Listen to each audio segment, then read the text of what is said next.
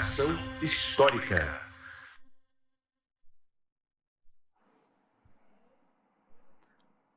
Olá, olá, olê, olê, olê, olá. Está começando mais um Provocação Histórica ao vivo pelos canais do Instituto Conhecimento Liberta em todas as plataformas pós-pandêmicas e virtuais desse nosso mundo, vocês sabem, meu convidado você também sabe, invariavelmente cheio de guerras. Senhoras e senhores, a essa altura vocês já sabem, eu sou o Lindener Pareto, um professor de História e um historiador num Brasil que tem um intenso, violento, virulento passado pela frente, como diria o cronista. E tenho a alegria de, pelo menos aqui, toda quarta-feira com vocês, no Instituto Conhecimento Liberta, poder narrar para expurgar um pouco os demônios dos passados autoritários do Brasil e do mundo. Por isso eu peço a vocês, curtam, compartilhem e façam viajar a palavra da história crítica e engajada. Aleluia. Senhoras e senhores, sem mais delongas, no nosso mês da independência do Brasil, da formação do Estado da Nação, a gente tem aqui a tarefa de debater efetivamente, afinal, o que foi a independência do Brasil e em função de quais processos se deu essa independência e, a partir dela, a própria formação da nação brasileira, como a gente viu aqui também na semana anterior com o nosso historiador, o querido João Paulo Pimenta. E, na esteira aqui dos debates sobre a formação da nação brasileira, a gente hoje vai debater a independência do Brasil a partir de algumas perspectivas fundamentais, que não são só nacionais, mas são também globais, envolvendo principalmente aquilo que é a história da escravidão em perspectiva global.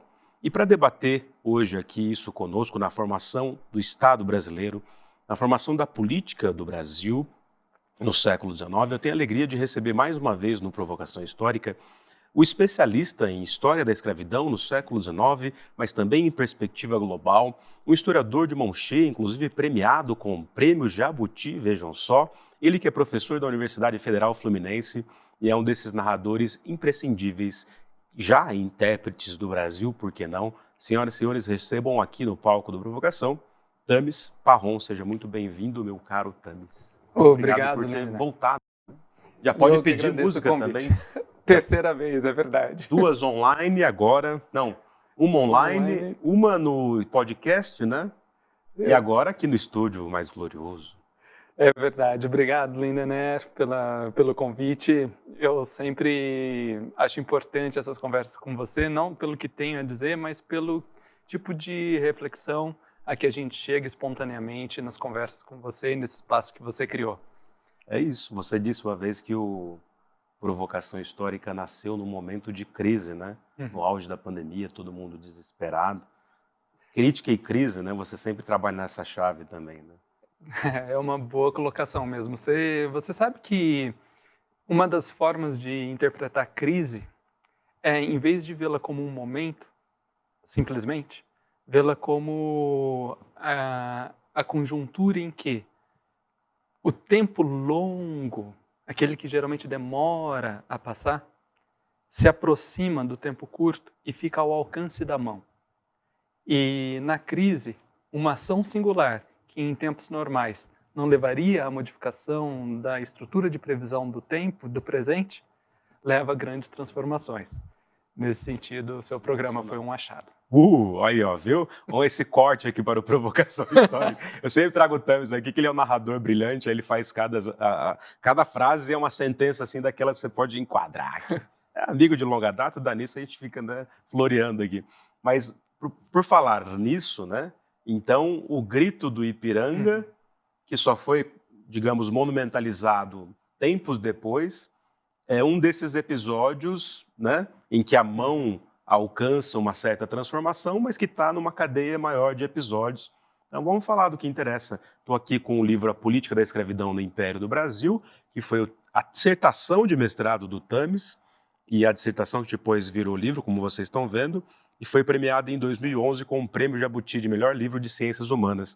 O link está aqui para vocês também no chat, e tem também o link da própria dissertação no banco de teses da USP, que vocês podem baixar gratuitamente, além de poderem também aqui comprar o livro pela Civilização Brasileira. E aí, Thames, tudo começou aí, né, digamos assim, como dizem lá aqueles repórteres que vão falar de alguma gênese histórica e ficam com aquele vício do mito das origens. tudo começou com a política da escravidão em sua vida, não? É verdade. Eu fui à história, você sabe disso, nós já conversamos sobre nossas trajetórias, quase sem querer, porque antes eu tinha feito jornalismo e durante a graduação de jornalismo, logo desencantado com a profissão, que de alguma maneira ali eu intuía que estava passando por uma remodelação profunda, segundo os modelos do neoliberalismo, que levaria à precarização do trabalho, tinha optado por estudar literatura e no curso de letras eu tive alguns professores que são daqueles que valem uma instituição inteira. Um deles foi o João Adolfo Hansen, outro foi o saudoso Ivan Teixeira, sempre vivo em mim, e em muitos outros a quem ele ensinou. E eu achei que eu fosse seguir pelo curso das letras, mas quanto mais eu estudava, mais eu via que os críticos literários que eu mais admirava eram aqueles que conseguiam, de alguma maneira, cruzar o estudo do discurso com o estudo das relações sociais e das estruturas de poder. Uhum. Foi por aí que eu depois migrei para a história e fazer a política da escravidão, né, a análise das estruturas de poder, do ponto de vista institucional e simbólico, e discursivo e ideológico.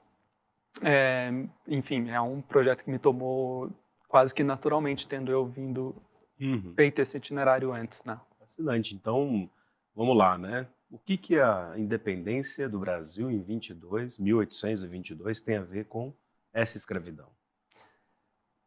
Olha, Lindener, me ocorre uma frase que eu acho que eu disse num dos nossos encontros aqui, talvez o primeiro. Eu vou repeti-lo para quem não pôde ver, né?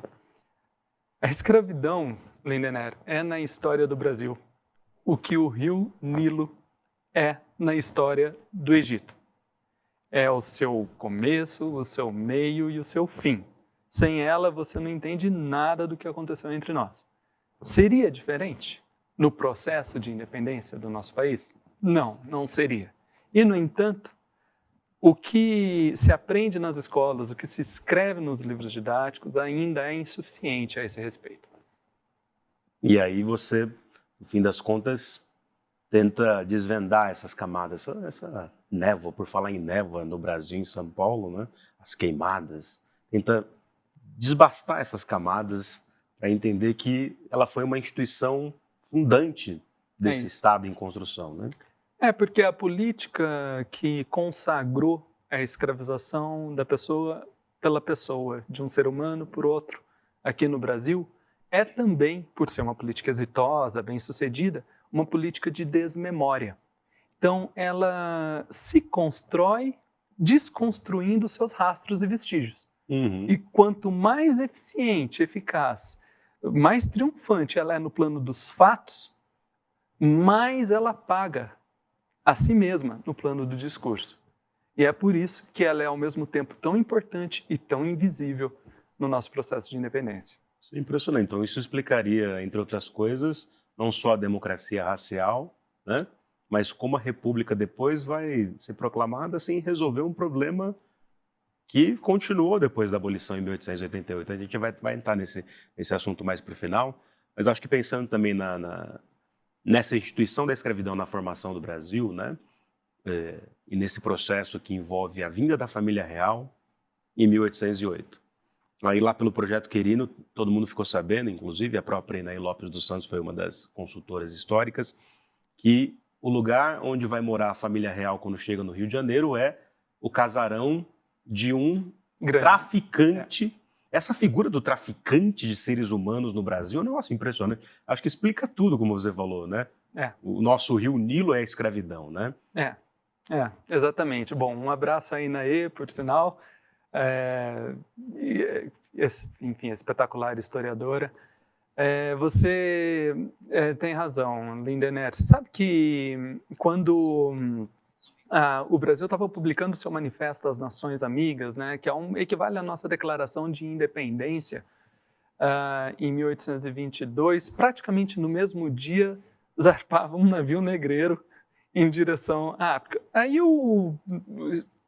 enfim, navegando pelo Slave Voyages, o site sobre o tráfico negreiro transatlântico que todo historiador usa, puxei o nome do capitão do navio e tentei retraçar um pouco a trajetória dele. Quem que foi o capitão que estava saindo do Brasil justamente quando a gente estava se declarando como nação? E ele sozinho, é uma pessoa desconhecida da nossa história, mas ele sozinho, aquele capitão de navio, trouxe 5 mil africanos escravizados para o país. Então veja. 5 mil. 5 mil. Então veja. Quantas pessoas o Gama libertou? Né? E o Gama é a personagem central, fabulosa, aliás, muito bem estudada pelo querido Bruno Lima, que é importante, tem feito um trabalho importante não só a respeito dos estudos do Gama, mas da história do direito e da história da escravidão. Um abraço ao Bruno. Ora, o Gama ganhou toda a notabilidade que teve libertando, teve uma ação com centenas de pessoas libertadas. O Bruno um dia deve chegar a um número, mas digamos que ele tenha libertado 1.500 pessoas, né?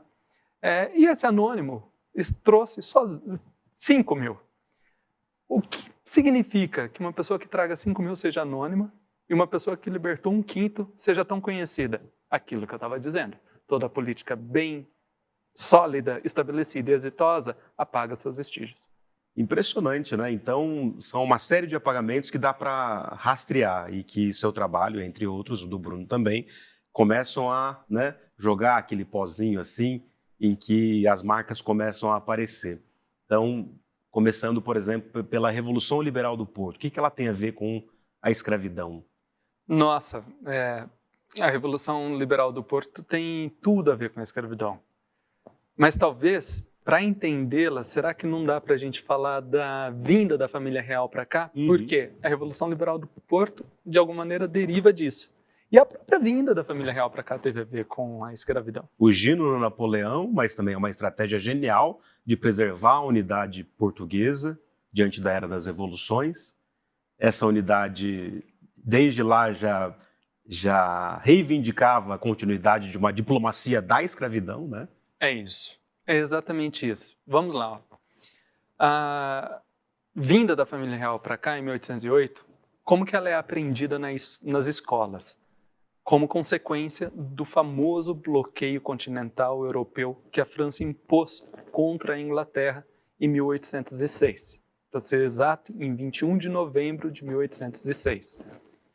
Acontece que esse bloqueio em si é resultado de da reconfiguração da geopolítica global da escravidão naquela época. E isso não é contado nas escolas e deveria ser. Então aí, a chave para decodificar o enigma é retraçar o contexto global do bloqueio continental napoleônico contra a Inglaterra. Vejamos. A França e a Inglaterra vinham disputando o controle da economia capitalista mundial, da economia mundial capitalista, né? Fazia 100 anos. Era um conflito longo. Era a Segunda Guerra dos 100 anos entre a França e a Inglaterra, mas dessa vez pelo destino do mundo. Tá? Em que consistia esse conflito? Basicamente no controle dos circuitos mercantis tropicais, principalmente do Caribe, para que um rival superasse o outro. Esses circuitos mercantis tropicais eram investimento em plantations de açúcar, de café, de tabaco, ampliação da frota marítima e da frota, da frota mercantil e da frota armada, né? E maior arrecadação de impostos, certo? Esse é o contexto. A guerra entre Napoleão e a Inglaterra é o último ato desse conflito de 100 anos entre os dois países pelo controle do mundo, certo? Pois bem, o que acontece? O que está acontecendo em 1806? Antes de Napoleão tomar o poder, no final do século anterior, do século XVIII, ele vê a França perder a mais fabulosa das suas colônias, a colônia de São Domingos, hoje Haiti, né, para uma revolta de escravizados, que destroça, portanto, o coração desses circuitos mercantis tropicais, tão importantes como fontes de poder e de riqueza para esses dois países, a França e para a Inglaterra, certo? Bom, qual que é o plano de Napoleão diante disso? reorganizar esses circuitos mercantis. Hum. Como? Reestabelecendo a escravidão em São Domingos e articulando a colônia de São Domingos com um território francês recentemente readquirido, que era da Louisiana, que depois seria Estados Unidos, mas então estava na homenagem mão... ao rei São Luís, né? Em homenagem a ele, e que estava nas mãos da França naquela época. Então a ideia era reconstituir esses circuitos mercantis, reinstaurando a escravidão em São Domingos. Bom, ele perde essa guerra. Ele manda 20 mil soldados para 50 navios em 20 mil soldados. É muita gente. Leclerc, né? Comandados pelo cunhado dele, Victor Emmanuel Leclerc, como você acabou de lembrar. E eles perdem essa guerra. 20 mil é muita gente. Para você ter uma noção, o que se estima é que os romanos tenham perdido em 9 depois de Cristo, quando eles são derrotados pela confederação de tribos germânicas às margens do Reno, e que estabelece a fronteira perpétua do Império Romano até, enfim, com consequências na Europa até hoje, né? Então, digamos que o Haiti é o Reno tropical napoleônico, né? Ele perde ali. E isso faz com que o Napoleão redesenhe a sua geopolítica, vendo agora a Europa como sua fonte de riqueza e poder, e não os circuitos mercantis tropicais. Aí ele aposta tudo na Europa. E, de fato, é depois da derrota no Haiti que ele tem as suas maiores vitórias militares nas planícies europeias, de Austerlitz, Morávia, hoje República Tcheca, Iena, sobre as tropas prussianas, certo? Então, olha, a gente até pode dizer que a Batalha de Iena é a continuação, a vitória de Iena é a continuação da derrota na cidade do Cabo haitiano, do Cabo francês na época, nas planícies quentes de São Domingos, certo? Esses triunfos permitem que Napoleão, então, planeje cercar a Europa, comercialmente falando, selá-la contra a Inglaterra. Então, a derrota de um projeto escravista no Caribe foi fundamental para a concepção e execução do bloqueio continental contra a Inglaterra. Você percebe? Porque, e aí é uma perspectiva completamente da historiografia nacionalista e também eurocêntrica, que só citava o Haiti de passagem, quando na verdade ele está no centro de uma reconfiguração geopolítica mundial. É isso. Digamos que o Haiti reorganizou as fontes sistêmicas de poder e riqueza da França na época. Com isso, joga Napoleão na Europa. Napoleão faz o bloqueio continental e obriga Portugal e Brasil a fazerem parte desse bloqueio. Bom, a corte de Lisboa fica diante de um dilema, porque se aderir ao Napoleão, ela seria retalhada pela Inglaterra, que provavelmente invadiria o Brasil. Mas ela não pode ver a Inglaterra fazer isso, porque o Brasil representa 2/3 do comércio externo de Portugal. Então, enfim, a saída é a fuga para frente. Ela opta por uma aliança com a Inglaterra, que na verdade já existia, mas aprofunda essa aliança, vem para o Brasil e do Rio de Janeiro reorganiza o Império Português e transforma os circuitos comerciais tropicais do Império Português na prioridade absoluta do seu governo, certo? E é aí que o Rio de Janeiro vê o seu destino selado, se torna a maior cidade escravista do mundo desde Roma Antiga. Desde Roma Antiga. Como dizia o Cacá Rossetti lá no programa que ele fazia, o grande dramaturgo Cacá Rossetti, repita. É isso. O Rio de Janeiro se torna a maior cidade escravista desde a queda de Roma, depois dessa decisão da corte. O que me desconsola, né, Lindenera, assim, poxa, a gente sabe que a escravidão é importante em abstrato, mas veja, ela não é importante em abstrato. Na verdade, a escravidão como um todo, né, pelo que ela representou na disputa entre França e Inglaterra, pelo controle dos circuitos mercantis tropicais, como estratégia de domínio da economia capitalista mundial, determinou em grande medida, porque houve o bloqueio continental e porque a corte veio para o Brasil. E aí, a partir do Brasil, a corte adota uma agenda escravista extremamente agressiva para fazer aquilo que Napoleão não conseguiu fazer. Impressionante, né? Caramba. Dom João não era nada de bobinho, então todos os clichês era fraco de caráter, comia coxinha de galinha no bolso dos casacos, paletó, era traído pela Carlota Joaquim. Esses clichês todos só atingem essa espuma fofoqueira da história, né? O cara foi de uma estratégia brutal, né? Ele foi, no mínimo, um protagonista em um evento sem equiparação, sem equivalência na história mundial. Porque nunca uma corte inteira veio parar nas Américas. Né? Exatamente, no mínimo ele foi isso. E, bom, chegando ao Brasil, ele adota uma agenda escravista extremamente agressiva. O que significa? Abrir o comércio brasileiro para o comércio mundial. Uhum. Abertura dos portos. Abertura dos portos. Defender diplomática e politicamente o tráfico negreiro transatlântico contra a Inglaterra. O que era, ou seja, era meio que encarar os Estados Unidos hoje numa guerra diplomática mundial. Exatamente isso. Louco, bicho. É exatamente isso. Olha o que o Brasil fez, hein? Só que vai vendo por qual motivo. Né? A Inglaterra era, por assim dizer, a ONU da época. Era como se o Brasil tivesse peitado a ONU, né? Ou os Estados Unidos. Aí, ó, se o Bolsonaro soubesse a história direitinho, ele até usaria isso como mote para depois criticar o Macron, quando ficavam com essa história de que a Amazônia tem que ser preservada. E ele, né, infelizmente, nesse caso com razão, né, fala, os europeus querem nossas riquezas, mas ele também queria arrancar. Né, o fato é que todos querem essa Todos querem, né? Apropriação privada e espoliação, né? Mas vamos lá. E é isso, e distribuir terras para montagem de novas fazendas de café, açúcar e equivalentes, né?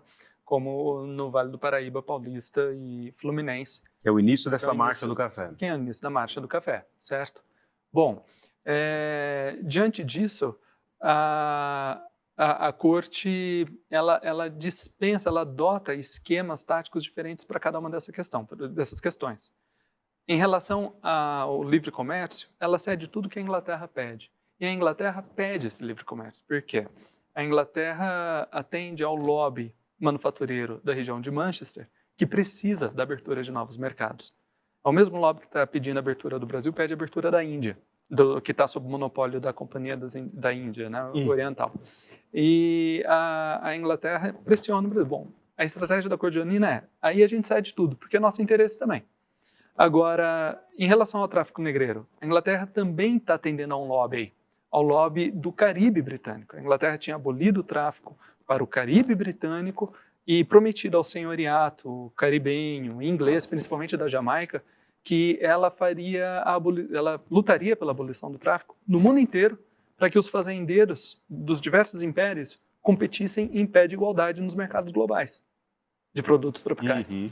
E então ela vem com tudo para cima do Brasil. E aí a estratégia joanina não, aí a gente não cede nada ou cede o mínimo necessário possível, certo?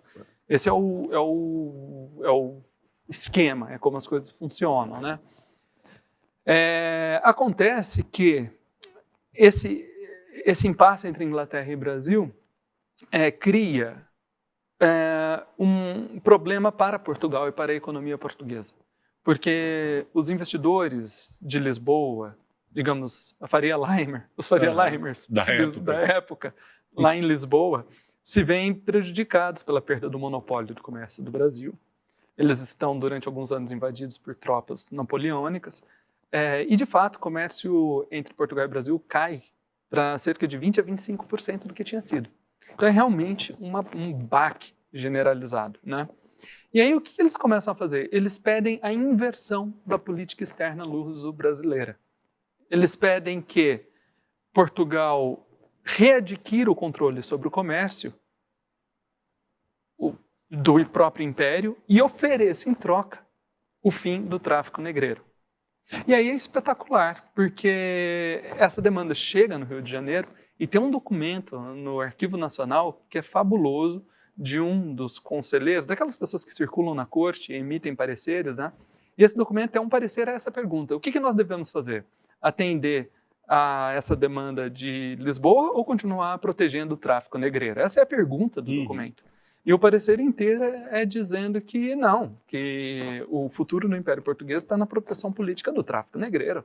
E aí, no fim das contas, o futuro também do Império do Brasil. E no futuro também do Império do Brasil. A corte segue esse parecer.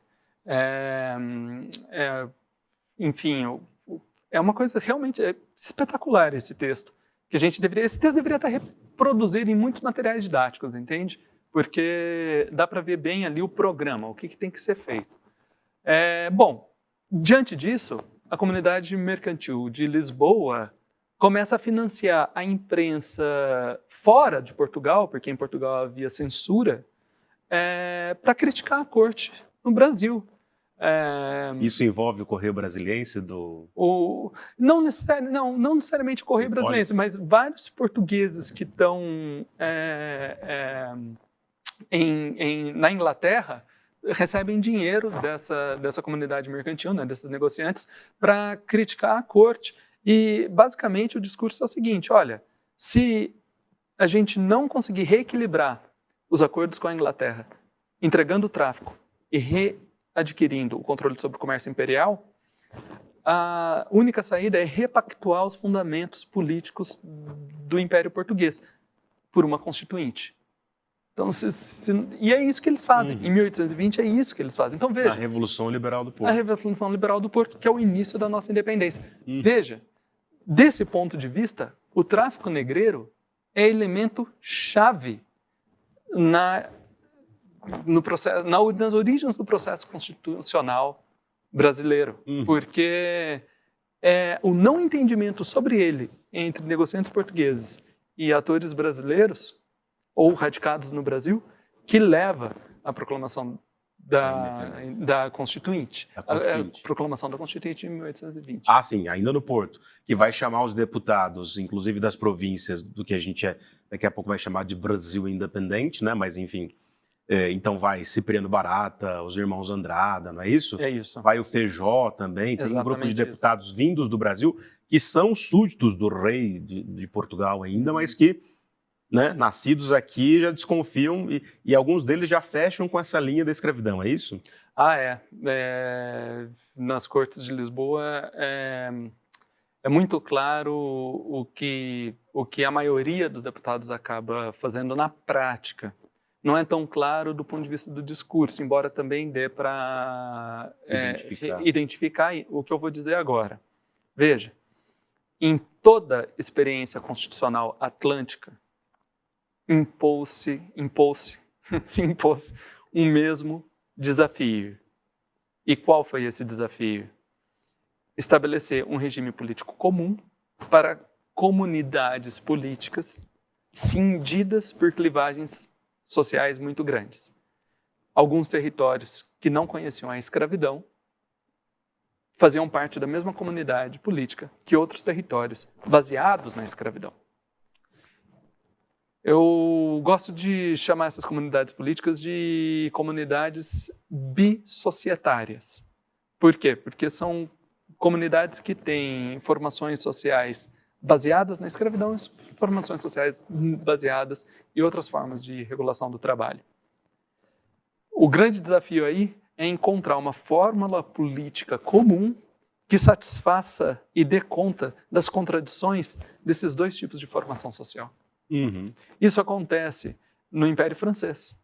Tem uma metrópole que, óbvio, investe muito em escravidão, mas no território dela tem poucos escravizados. Então você pode considerar território livre. E o Caribe escravista. Isso acontece no Império Espanhol. Você tem uma Espanha que se organiza e se vê a si mesma como território livre, e diversas colônias nas Américas que são baseadas em trabalho coagido e escravidão. Você vê isso naquele momento em Portugal. Porque Portugal se vê como um território livre, mas o Brasil não se vê como território livre, muito pelo contrário. Sabe que é um território escravista. E é nesse momento, quando eles precisam encontrar uma fórmula política comum, que a identidade do Brasil como uma sociedade escravista tem que ganhar expressão política. E aí sim você pega pelo discurso. Um pouco antes de deixar a Constituinte, a bancada brasileira pede uma emenda constitucional partilhando o exercício da soberania em duas esferas. Haveria uma soberania exercida sobre Portugal e uma soberania diferente exercida sobre o Brasil. E a justificativa é exatamente essa. Um território que é livre, outro território tem escravidão. Uma soberania comum sobre os dois é ingovernável. Aí tudo isso passa a alimentar aí, efetivamente, desde o dia do fico, a separação, que é um processo, não é só o grito do Ipiranga, mas é o dia do fico, depois tem a coroação em dezembro, né? É isso. E eu diria que, bom, se a escravidão é central como componente do bloqueio continental, que, por ricochete, manda a corte para o Brasil. Se a escravidão é central, ou o tráfico, como componente que leva à abertura ou à declaração de um regime constitucional no Império Português, a escravidão também é central para a construção de uma unidade nacional brasileira.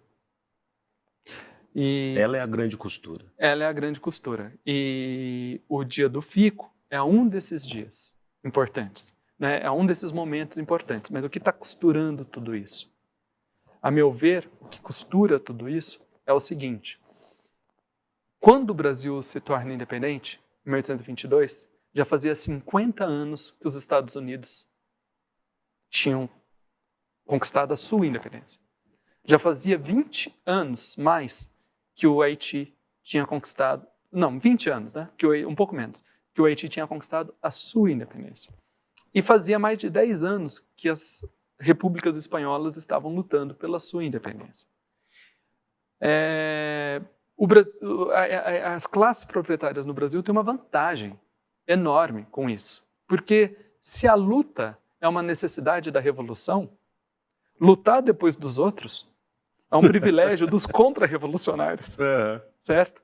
E eles vão aprendendo com as experiências dos outros exatamente o que eles podem e o que eles não podem fazer para manter a escravidão. E isso cria uma aderência de solidariedade entre pessoas que, do contrário, nunca teriam se visto, que moravam em províncias extremamente distantes, que mal se comunicavam, né? Aos poucos, o que eles aprendem é simples até, que repúblicas tinham uma dificuldade imensa de obter reconhecimento como membros da comunidade internacional pelas monarquias europeias. Por isso, é tão importante o dia do fico.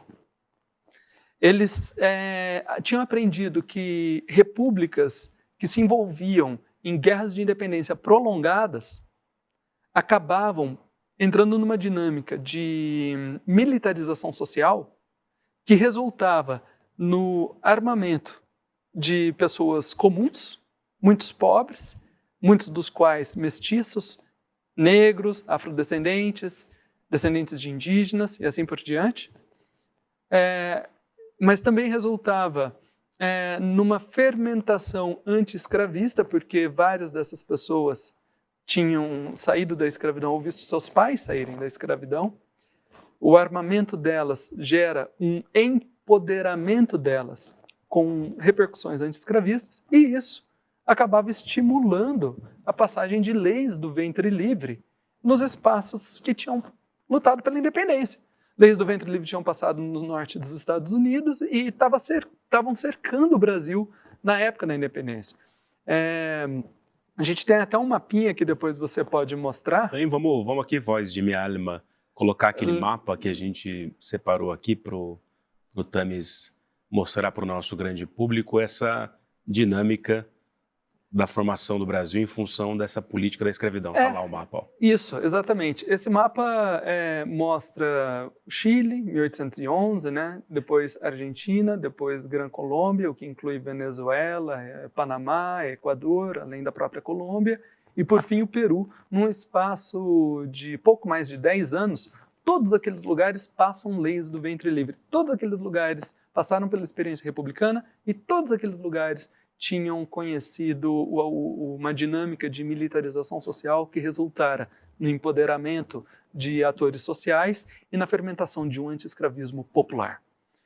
Ora, diante desse quadro, o que as classes proprietárias no Brasil fazem? Bom, tudo ao contrário. Uhum.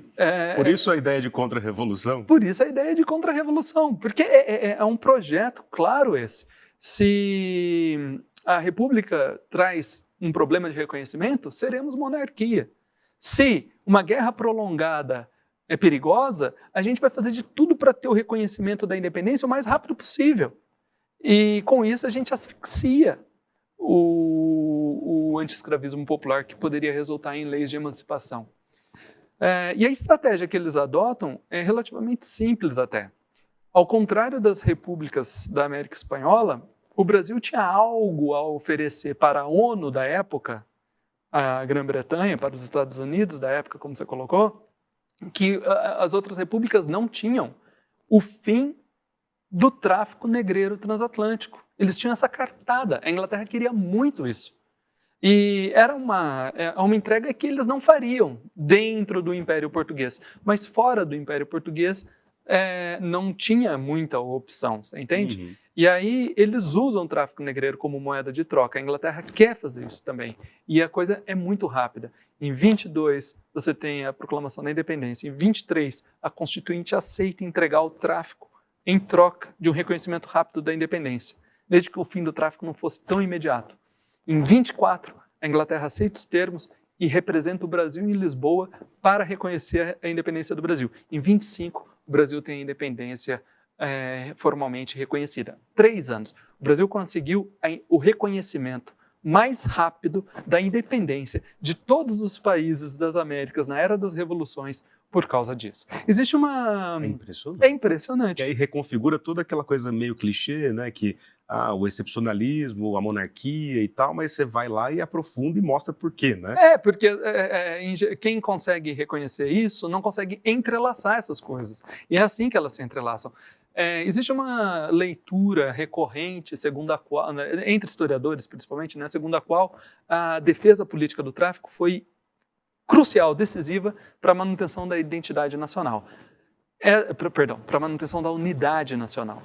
Essa leitura é rasa e superficial do ponto de vista da interpretação da história política, né? Porque, na verdade, foi o uso estratégico do tráfico negreiro como moeda de troca que faz com que o Brasil tenha um reconhecimento rápido, o que abafa movimentos centrípetas, né? Diversionistas de separação, diminui, encurta conflitos militares, torna desnecessário o armamento da população e abafa, corta na raiz o anti-escravismo popular, que poderia resultar em legislação emancipacionista. É uma jogada de mestre.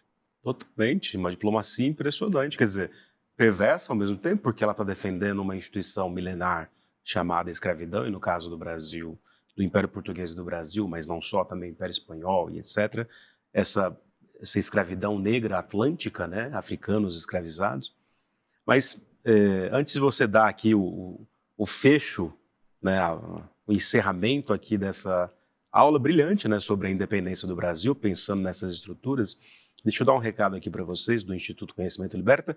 O primeiro ponto aqui é que na semana que vem a gente vai ter a estreia do documentário sobre as apostas, sobre as bets, as tais das bets, que estão levando o Brasil a uma epidemia de vício brutal de jogos de apostas online.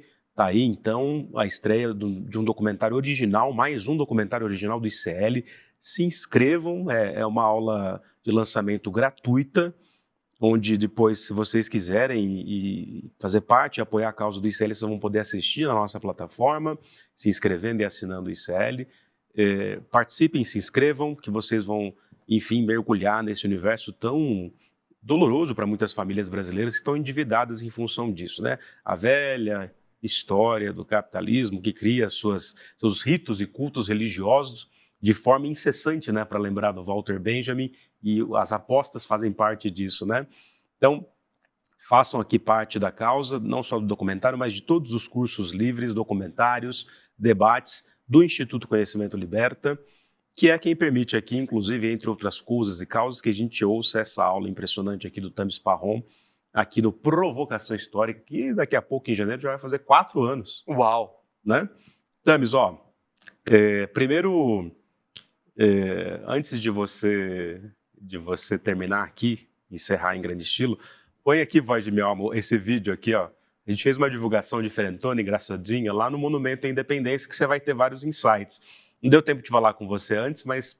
Independência! Olha lá, ó, põe na tela aqui para o nosso grande público. Voz genial. Ou morte! Ou morrer! Hoje a gente vai perscrutar a Pauliceia desvairada para falar um pouco sobre o quê? A história da independência do Brasil. E vocês estão vendo aqui que, inclusive, em homenagem a Dom Pedro de Alcântara, o nosso primeiro imperador, eu fiz aqui uma barba em homenagem ao Dom Pedro, que é uma barba típica do século XIX. Devia ter tirado um pouco mais aqui, mas vocês estão vendo aqui que, ó, a pose do século XIX.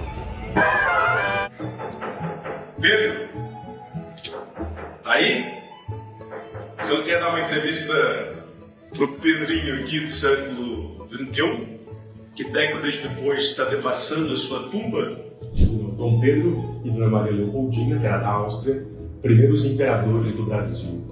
Então estão aqui, os restos mortais deles foram trazidos para cá depois, até porque esse monumento que a gente está aqui foi construído 100 anos depois da independência do Brasil. A cripta que a gente acabou de ver, onde estão os restos mortais de Dom Pedro, Leopoldina e Maria Amélia, só abre no dia 7 de setembro.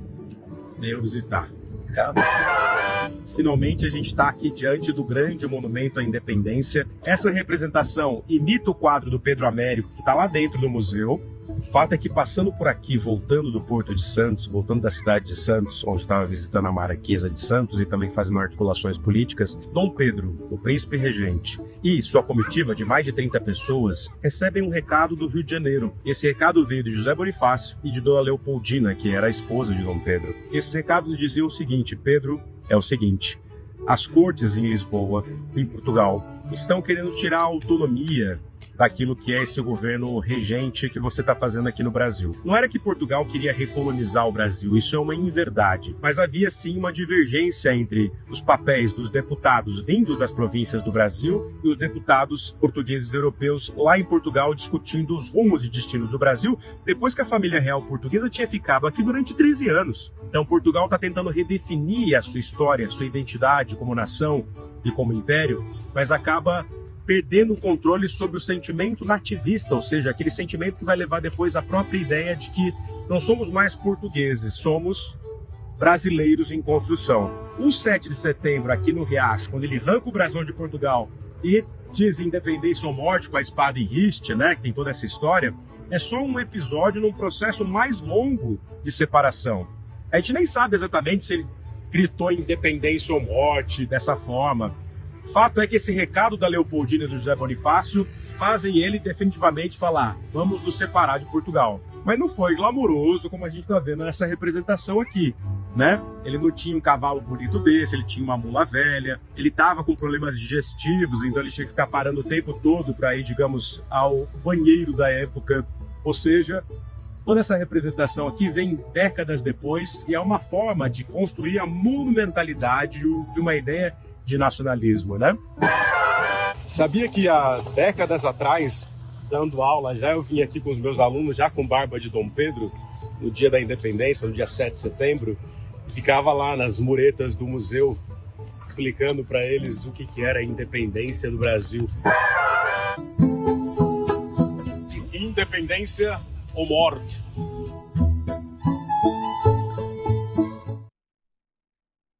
Tavis, de muitas maneiras, isso, eu estava te falando aqui, né? É só uma introdução, a gente fez ali uma intervenção local lá no Monumento à Independência, que é dos anos 20, 1926, quando ele é inaugurado. Nem foi exatamente em 1922, no centenário, né, da Independência. Mas ali, como eu estava te falando, falta a costura política que você trouxe hoje, ou seja, é a escravidão. Ô Lindener, mas esse seu vídeo é tão genial que, enfim, não se deve cobrar mais do que ele oferece ali, que é espetacular. Mas olha só, olha que interessante. Qualquer estudante estadunidense sabe que a lei do selo, uma lei sem a menor importância para a história da humanidade, teve papel grande na crise do Império Britânico e na independência dos Estados Unidos. A lei do selo é uma lei do Parlamento Britânico mandando cobrar imposto Sobre publicação, né? sobre publicação e documentos burocráticos, né? Agora, nenhum estudante brasileiro sabe que a disputa em torno do tráfico negreiro foi central para as origens. E o tráfico negreiro é 1 milhão de vezes mais importante que a lei do selo. Uhum. Sabe que o tráfico negreiro foi central para as origens do processo constitucional do Brasil, cara. E daí, só para a gente encaminhar para o fim aqui, já está chegando a hora de ir, mas... E aí isso configura o núcleo duro do que vai ser a política da escravidão, portanto. Exatamente. Nesse Brasil que é escravidão, como você disse, respira por todos os poros dessa triste nação. É isso, porque os outros lugares são sociedades escravistas também, como o Brasil, o sul dos Estados Unidos, a sociedade cubana e enclaves da América Espanhola, enfim. Qual que é a diferença? Você sabe que sociedade escravista é uma terminologia consagrada por um historiador, um antiquista, né, um historiador de história antiga, Moses Finley, que separa sociedades cuja economia está baseada no trabalho escravo, sociedades escravistas, e sociedades cuja economia não está baseada em escravidão. Então, são sociedades com escravos até, mas não sociedades escravistas. O que faz a diferença é se uma sociedade escravista. O que a tipologia do Finley não contém? A relação com o Estado. Se você colocar a relação com o Estado na fórmula, aí as coisas mudam. Por quê? Sem o Estado, o Brasil é uma sociedade escravista, como o sul dos Estados Unidos e como Cuba. Mas se você coloca o Estado na fórmula, é diferente. Porque os Estados Unidos, o sul dos Estados Unidos é uma sociedade escravista dentro de uma nação mais ampla. Cuba é uma sociedade escravista dentro de um império mais amplo. Então, são sociedades escravistas semi-soberanas. Elas não têm o controle total da soberania da comunidade política. No Brasil não é assim. O Brasil não é uma sociedade escravista semi-soberana. É uma sociedade escravista de soberania plena. E isso faz toda a diferença para o triunfo da política da escravidão, dos arranjos políticos que defendem a escravidão, para o uso político da escravidão e do tráfico para manter a ordem racial, a ordem econômica da escravidão e para o apagamento de si mesma. Impressionante. Tamis Parron, senhoras e senhores, ele tem que voltar aqui mais vezes, mas eu queria agradecer profundamente a vocês que assistiram essa aula do Tamis Parron, que é sempre uma aula magna, e a você, Tamis Parron, que veio aqui mais uma vez. Obrigado a você e ao nosso grande público. E antes de acabar, respondam uma questão aqui para mim. Uma questão fundamental. Será que eu conseguirei? E o Tamis, inclusive, eu vou pedir para vocês aqui, ele é editor da revista Rosa, que é uma revista fundamental para pensar as grandes questões do Brasil, dilemas políticos, históricos, sociológicos, filosóficos, mas também artísticos. Então, acessem a revista Rosa, né? Tem aqui até um dossiê sobre os 200 anos de Brasil e outros tantos, inclusive em relação a questões mais candentes, recentemente, como o próprio Supremo Tribunal Federal. Mas, Tamis, é isso. Quer terminar falando da Rosa, olhando para a lente da verdade? Olha, Lindener, a lente da verdade é a câmera ou são os seus óculos aqui? As duas coisas. Olha, Lindener, é importante você ter tocado na Rosa mesmo. A Rosa é um projeto editorial.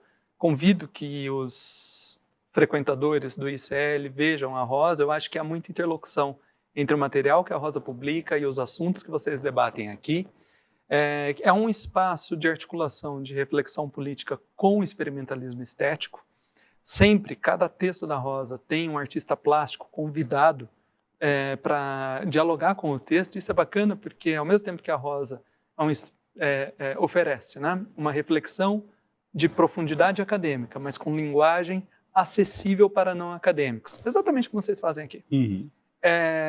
Para o público, ela também convida um artista plástico a dialogar com o texto. Então, nós temos, sei lá, mais de 250 textos publicados e teremos mais de 250 objetos artísticos que saem dos ateliês, que saem dos ateliês de São Paulo. Desse ponto de vista, a Rosa funciona como metaforicamente falando, como uma revista hífen galeria, porque circula um monte de objeto artístico, de peça artística, que do contrário, não estariam circulando dessa maneira, né? Uhum. E aí a Rosa tem você foi um grande e ilustre convidado para o nosso dossiê, porque a gente publica dossiês também, publica cadernos e livros temáticos. Um deles é sobre os 200 anos da independência. Você teve uma participação brilhante nele. Ao invés de a gente contar a história que contamos hoje aqui, fizemos ao contrário, né? A gente resolveu dizer, bom, do ponto de vista da economia, ou do agronegócio, ou das relações raciais, ou da monumentalização dos heróis, o que eu posso contar para entender o Brasil hoje? Uhum. Certo? Sensacional. Esse foi o nosso dossiê, Brasil 200. Recomendo a leitura. Mas a gente faz outros dossiês. Esse do Nuno Ramos você conhece, um artista plástico fenomenal. O Nuno Ramos ele fez um dossiê para nós assim, perguntando a cada colaborador o seguinte: se você pudesse colocar o STF em algum lugar do Brasil hoje, onde você colocaria e por quê? E aí o dossiê consiste num texto de reflexão da pessoa sobre isso e numa elaboração artística do lugar com a maquete, assim, digamos, né? O croquis, na verdade, do espaço interno do Supremo Tribunal Federal, incrível, que o próprio Nuno Ramos tinha feito. É um dossiê bem bacana de se ver também. Acho que para a efeméride de um 7 de setembro, vale a leitura. Vale. Muito obrigado, Thales Paulo. Despeças do seu grande público. Olha, obrigado, Lindener, pelo espaço, pela conversa e por permitir que a gente tenha momentos de esperança, ainda que no atacado, né, no geral, não pareça ser para nós. Um abraço. Muito obrigado. Valeu. Tchau, gente. Obrigado. Tchau, tchau.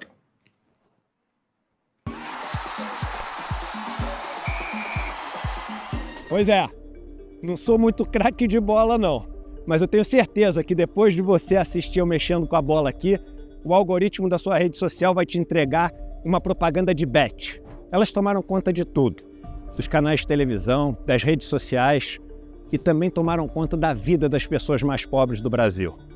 As pessoas estão viciadas, endividadas, algumas tirando a própria vida por conta disso. O brasileiro mais pobre gastou mais dinheiro em apostas no ano passado do que com arroz, por exemplo. E a gente vai denunciar o que está sendo feito, porque isso envolve as maiores organizações criminosas do país, envolve políticos, envolve canais de televisão e todo mundo tem medo de falar sobre isso. Para você assistir o lançamento da série documental Bets, o jogo sujo que ninguém comenta, e no dia 19 de setembro, uma quinta-feira, às 8 horas da noite, a gente vai estar junto para assistir cenas e declarações chocantes que vão abalar as estruturas desse mercado. Dia 19 a gente se vê.